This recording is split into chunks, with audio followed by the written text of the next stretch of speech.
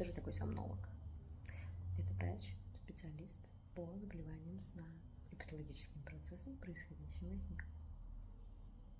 Это могут быть и бессонница, и патологические движения конечностей, и произвольные движения конечностей, сновхождение, сноговорение, сомнамбулизм, нарушение дыхания во сне, храп и другие патологические состояния, которые происходят во сне. А вам нужен сомнолог?